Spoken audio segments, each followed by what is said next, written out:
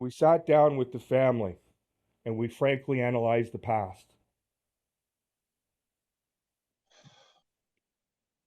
That's the quote out of the big book for you, right? And it says to go with a forgiving heart. It tells you exactly, right? Some amends, you can't, some of the amends like this, you have to make an appointment. An appointment in a public place might be good, if you think that's what you got to do to stage this.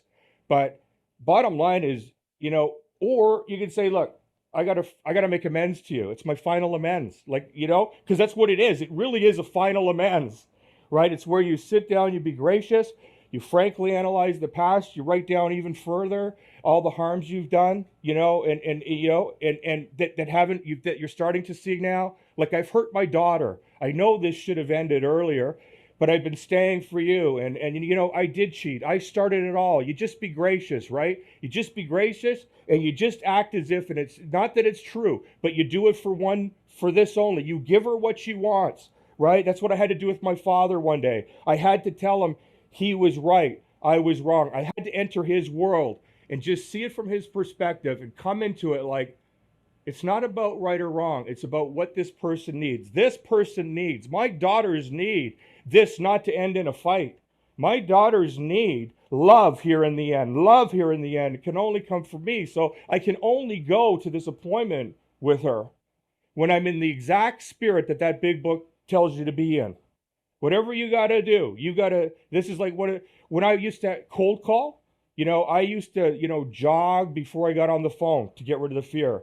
When I spoke to those kids and did over 200 school programs all over Canada, US, even if I was in the Arctic, which I was with the Eskimos, I was, even then, I would jog 5 miles at 3 in the morning, so I was at my best for those kids.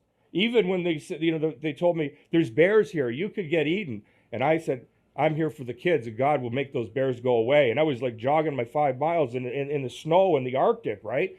I'm just saying, because certain things you have to be at your best. And believe me, you've told me what I need to know about. She's like a bipolar person, right? Without Exactly. labeling anybody. Right, right. I know No, my you're right. dad's my dad's in the hospital insane, and I'm trying to get him out so he doesn't lose his $1 million house, and he won't let me take over power of attorney, so he's letting the government take it because he's gone paranoid, right? Because he stole everything from his grandmother. He thinks his son's gonna, But the bottom line is, you have to go in love. And I know you hear me. Let me just finish my download. It's just a download, man. Let me just finish it. It's captured on video, so you could listen to every word I say right an hour before your appointment. That's why you got to let me just keep talking to get the spirit of what this is about, because you'll forget when you wake up tomorrow. The spirit of this is the most difficult amends you'll ever make, because in a way, because you're so present to, you know, anyway, it doesn't matter. I'm not going to explain why. You know how in the big book it says when you go make amends to your enemy, the 9 times out of 10, the miracle happens? That's what I want you to look at in the big book. Like, as if she's an enemy, even though that I know that she's not, but that is as close to the enemy. Like, I don't know her in amends. I don't know my father in amends. He did all this shit to me. I don't. But the big book says, okay, their faults may be glaring, but we looked at ourselves and we shut our mouth.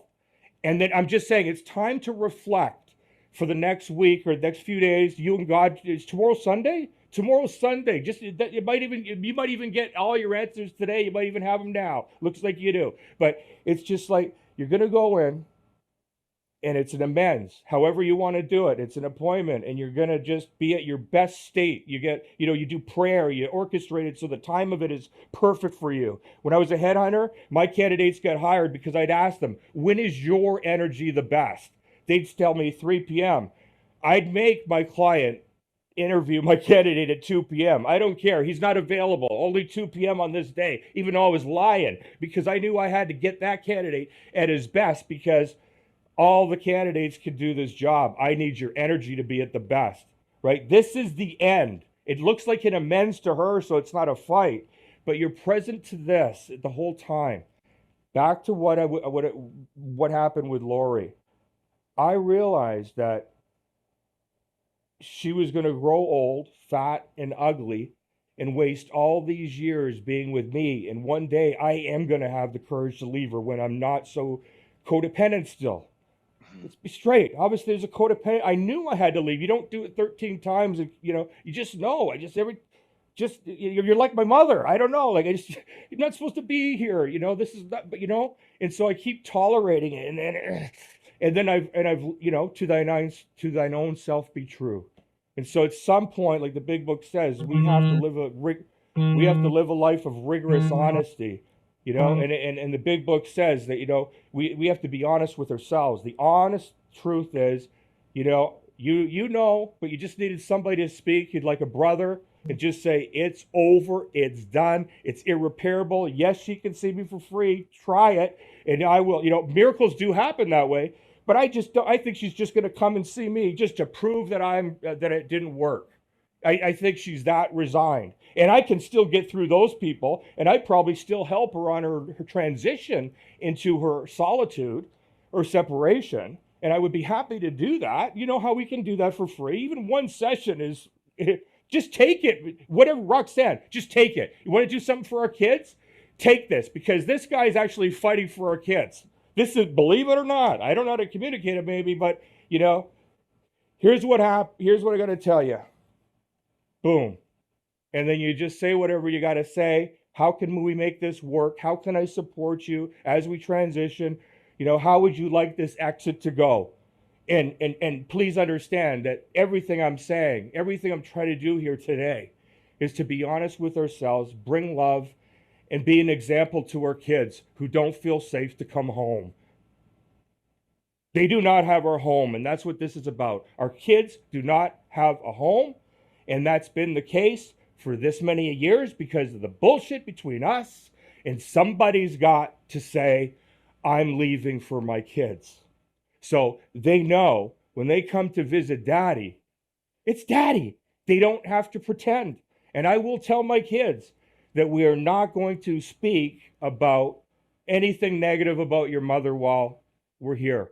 That will never happen when you're visiting your father. Never. And if you're upset with mother, whatever, I'm actually going to tell you to shut your mouth because I can't do anything about it. And I'm not going to have us, because I know Abraham Hicks, I'm not going to have us complaining about anything that's going on with your mother. I am going to honor your mother by only speaking well of her when you visit me, or changing the topic. Changing the topic. That's the download.